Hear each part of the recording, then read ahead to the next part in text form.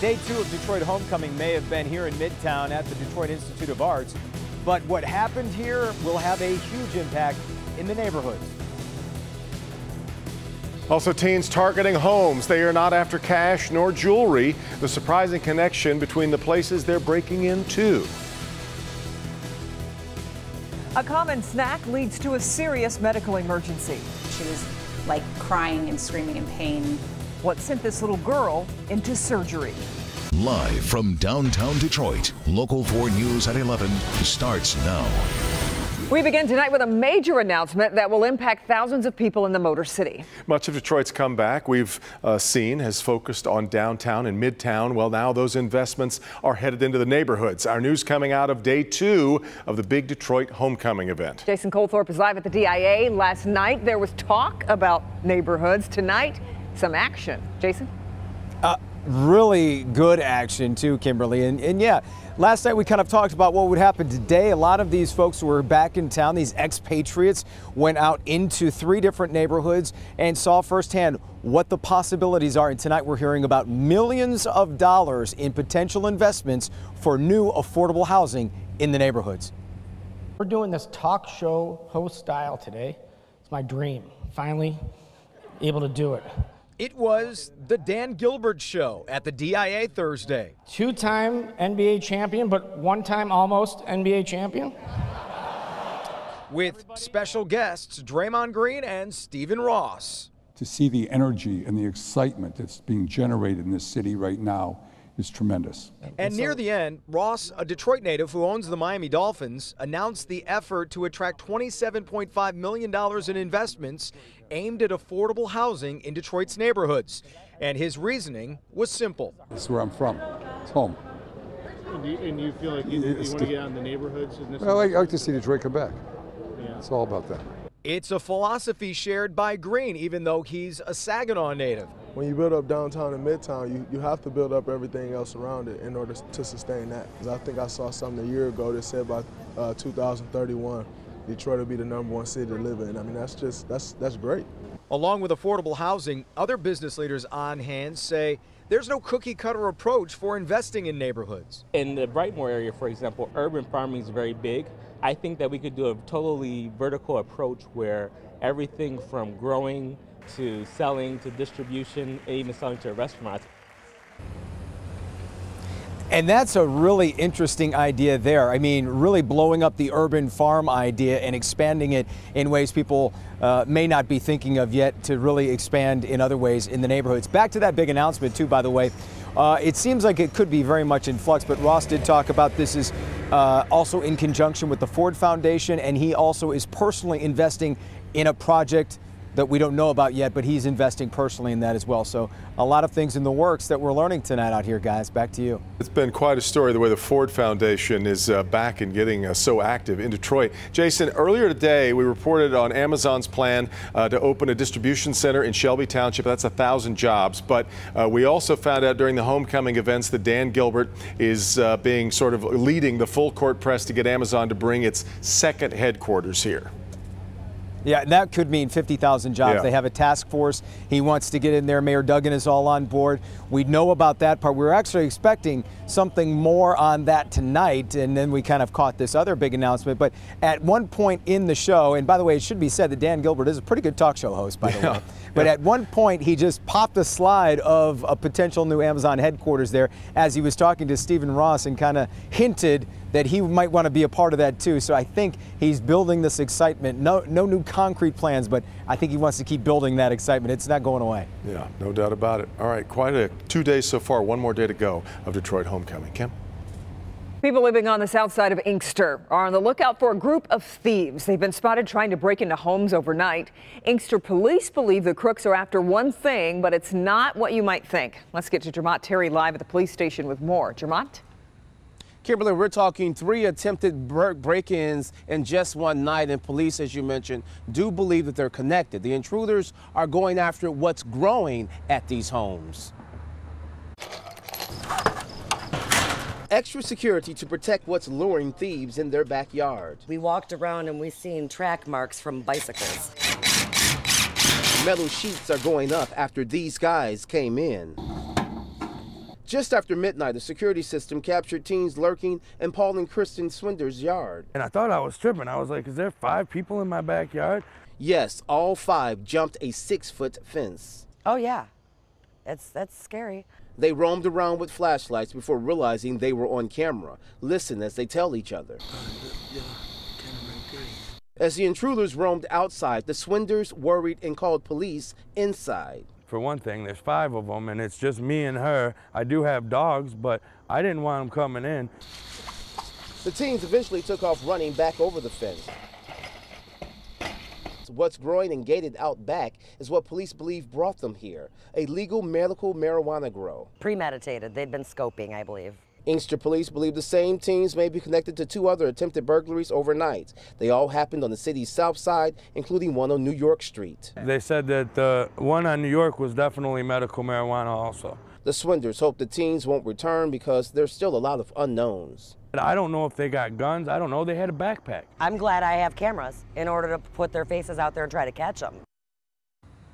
And tonight, Inkster police want neighbors in that neighborhood to be on alert because these teenagers seem very determined to get what they want. Reporting live in Inkster tonight, Jermont Terry, Local 4. So, Jermont, any idea how the teens knew that the homeowners were legally growing the marijuana? Did they know them, perhaps? Well, they didn't know them, but Kimberly, if you're in that one neighborhood, there was most definitely an odor in the air. So they believe that the teens potentially had smelled it and was roaming, looking for some time for those particular homes. Okay. All right, Jermont. Thanks. The United Nations Security Council has scheduled an emergency meeting following another missile launch by North Korea.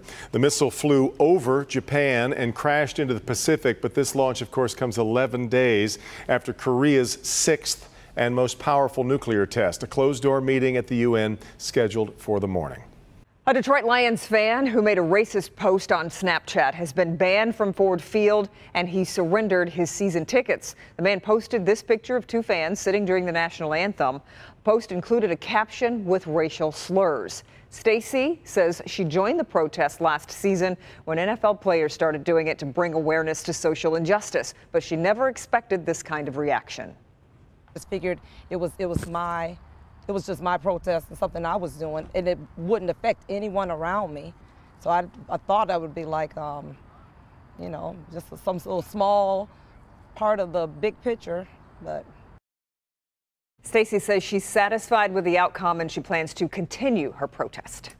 Sad news from the east side tonight, where a motorcyclist has died after being struck by a Jeep Cherokee. Accident happened between Warren and St. Aubin. The Jeep was driving northbound on St. Aubin, appeared to have run a stop sign, hitting the motorcycle that was traveling westbound on Warren. The motorcyclist was wearing a helmet when he was hit. The poverty rate in Detroit is dropping. According to the Census Bureau, fewer people in Detroit are living in poverty, and rates have gone down by about 4%. Detroit still has the largest rate in the nation's 20 largest cities, but it is continuing to rebound from the city's 2014 bankruptcy. Mayor Mike Duggan says the poverty rate is still too high, but a 4% drop in 1 year is indeed significant. A police chase involving a riding lawnmower, raising a few eyebrows tonight. Why the driver is not being charged despite being found with an open beer can in the cup holder of the lawnmower. Plus, I didn't make it up. We'll have that coming up. Plus, an incredible fire rescue. Who's in there? Who's in there? An officer puts his life on the line to save another. Hi, Ben. Hey, Kim, could take us a little bit extra time on the roads tomorrow morning. We've got another bout of fog that we'll get through, but a nice payoff for the weekend. We'll check it out next. A popular snack made her daughter so sick she was rushed to the hospital. I'm Sandra Ali. What happened, and an urgent warning for parents from a local mom coming up. Coming up Friday morning on Local 4 News Today. He's a student athlete not letting a medical condition that impacts millions, including me and my son, get in his way of success. His inspiring story tomorrow at 6 a.m. Plus, tracking 80s this weekend, any road closures, weather and traffic always on the 4s. Detroit mornings start here. Fitness Friday, 4:30 to 7 a.m. A popular snack nearly cost this girl her life. This is an innocent thing where a kid was just having fun and had no idea the harm that she was doing to herself. Now, this local mother has a warning for parents. A fun time at camp came to a painful stop when Tessa dropped to the floor. Her snack sent her into a major medical emergency. Sandra Ali explains what sent her into surprise surgery. It's a snack that really doesn't come with any sort of warning. We're talking about sunflower seeds, and as you're about to see, eating them landed one local fourth grader in the hospital. Tessa Shane is all smiles in these pictures snapped at sleepaway camp in northern Michigan this past summer. The 9-year-old had a ball until I got a call from the camp that they had made the decision to send her to the emergency room for what they thought was constipation. Tessa's mom, Jen, says her gut told her it was something much more serious than that. She was just laying down to the point where before they sent her to the emergency room, she was like crying and screaming in pain on the floor of her cabin. Jen made the 4-hour drive in the middle of the night and decided to bring her daughter back home, where surgeons immediately ordered an abdominal x-ray, something that hadn't been done before. Just from the x-ray itself, you could already see that there was an obstruction there, and they continued to treat it as constipation because they just saw that she was obstructed, and nothing was really still happening. This is what surgeons saw, a mass in Tessa's stomach. Eventually, they gave her an enema, and from the enema, all of a sudden they started pulling out sunflower seeds that were whole. That's when doctors were able to figure it out. That mass is a softball-sized ball made up of hundreds of whole sunflower seeds, seeds that had clustered together. How many sunflower seeds do you think you ate? I have like one whole bag or something. Like a whole big bag? Yeah. They rushed Tessa into surgery and had to put her to sleep to remove it. As soon as the procedure was over and they were able to take those out, she felt completely better. Had she not gotten it removed when she did, she could have become septic. Which is deadly. Yes. Now Jen has this warning for other parents. It's your kid's first time eating a sunflower seed, whether they're playing baseball or softball or any kind of sports, or they just enjoy the seeds. Like a simple thing just to tell your kids to make sure that they break apart the sunflower seed and throw away the shell, because those shells, when you eat them in the whole, are not going to digest. Are you going to eat sunflower seeds in the future? No. If I brought you a big jumbo bag of sunflower seeds, would you eat them? No.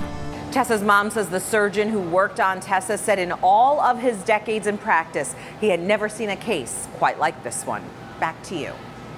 Bless her heart. Oh. You just kind of skip past that part. You really do. If you the shell is the part that tastes good. That's where all the flavor is. Yeah, wow. Here's a look at what Karen Drew is working on for tomorrow night. She was successful by day, hiding a secret at night. I found myself shaking at lunch. She had it all: career, family, good marriage, but she was struggling with an addiction, afraid to tell anyone. I just would tell myself, you know, I'm fine. What I say is that I have a broken off switch. When I start, I can't stop. How she kicked the habit and is helping women just like her to do the same. Tomorrow at 11. Here comes Ben, and we are in a Chamber of Commerce stretch of weather to end summer Yeah, it's here. been really nice. Yep. And it's not a one and done deal. We're going to carry it really till next weekend. Which is A-okay. Yeah. No complaints. Even though we'll go to autumn, technically, it'll still feel like summer through the end of next week. I just have to remind everybody. I know the countdown is on. 10-mile visibility for most of us, but that fog already starting to show itself here in Port Huron and Monroe, where we're seeing visibilities at 2 miles or less. Once we get past midnight tonight, that fog's going to start spreading across the entire area. And by 7 a.m., we're going to see it a lot like what we had yesterday, except not going to be confined here to our west zone. I think a lot of folks, especially on the east side, will be dealing with that fog as well. Not going to last very long. By 10 o'clock, that stuff is gone, and we're on to mostly sunny skies, and we'll carry it through to the end of the afternoon. This is what it looked like in Westland this morning. You can see Kat took this picture, and not much to see beyond that house next door and a couple trees. And it looks like we'll probably be seeing very similar pictures as we get into tomorrow morning. We're at 64 temperature-wise right now. Now that the sun's gone down, a little harder to tell, but there is warmer air out here in the central part of the U.S. Still close to 80 out in the Twin Cities. We'll get there for highs by the weekend upcoming, but I don't think that we're going to be holding on to it that late. Clouds and radar not showing a whole lot right now. In fact, what is left of Irma is now moving off to the east coast. Didn't get much from it. Really could have used the rain, and really this is our only hope for the entire week upcoming. There's a cold front hanging out up there in northern parts of Minnesota.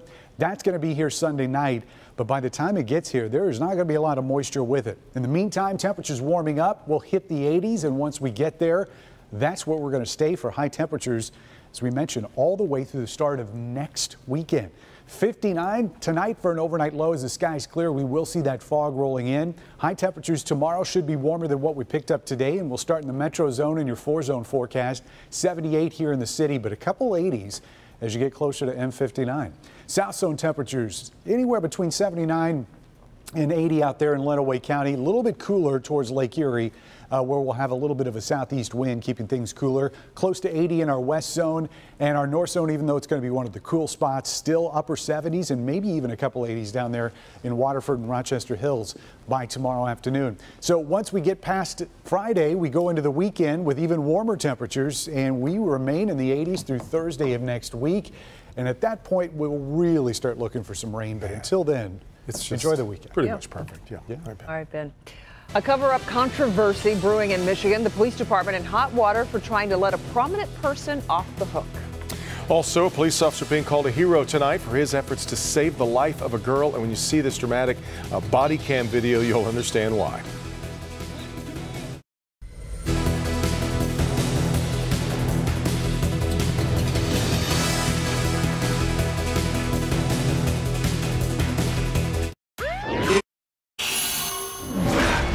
A California man was arraigned today on 9 felony counts after police found an elaborate mobile counterfeit operation in his Ann Arbor hotel room. Police were alerted after a clerk at a local gas station was pretty sure she'd been given a counterfeit bill. They found the bills and counterfeit credit and gift cards in his room. 2 children are still hospitalized tonight after their mother slammed her car into a tree. Police say she was drunk, and this was not her first offense. She's had prior convictions of drunken driving and has a suspended license. One of her children is in critical condition. Volunteers with the Michigan Humane Society are back after making what turned out to be an emotional journey to rescue animals from the hurricane-ravaged areas. Animals from Florida shelters came here so that room could be made for thousands of animals who've been impacted by Hurricane Irma, and now they are looking here for forever homes. And of course, Local 4 has a place to bring together all animal lovers. It's all for pets on clickondetroit.com. We've got stories about pet health, animal rescues, and local events all on our lifestyle page. Police and firefighters in North Texas rescued a teen girl from a burning home. First responders arrived on the scene with the house engulfed in flames. That's when the couple said their daughter was still inside.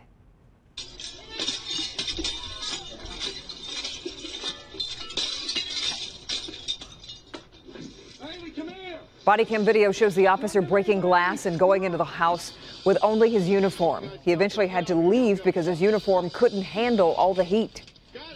There was a lot of smoke, a lot of heat. Police uniforms aren't built for that. Police say the girl was responsive. The parents suffered minor burns. Scandalous phone calls have the Grand Rapids Police Department in some hot water. The recordings just released today after a judge's order exposed 3 officers and their attempt to cover up a crash involving a former prosecutor. Crash happened November of 2016. Former Kent County Assistant Prosecutor Josh Kuiper allegedly drove the wrong way down a one-way street intoxicated, crashing into a parked car. Well, now we have recordings between officers discussing how to cover up the crash report. Oh, I get it. Yeah. I'd like to pass him on sobriety if we could. All right, I'll do what I can. Do what I can, said the officer. 2 of the officers were suspended. 1 was fired. The judge has ruled that the former prosecutor in the video, Kuiper, will stand trial for charges now in the car crash. Police near Myrtle Beach, South Carolina, were led on a bizarre 2-minute low-speed chase involving a man on a lawnmower. To make matters worse, the driver of that lawnmower was a local mayor. Officers say the man was pulled over for swerving. That's when police discovered an open can of beer in the cup holder of the lawnmower. The mayor apologized. He was not charged with a crime. And South Carolina, was it? That's my home state. Was that? Nice stuff. Go Gamecocks. Good comeback. With the Lions What else you got? Monday. Where are you going?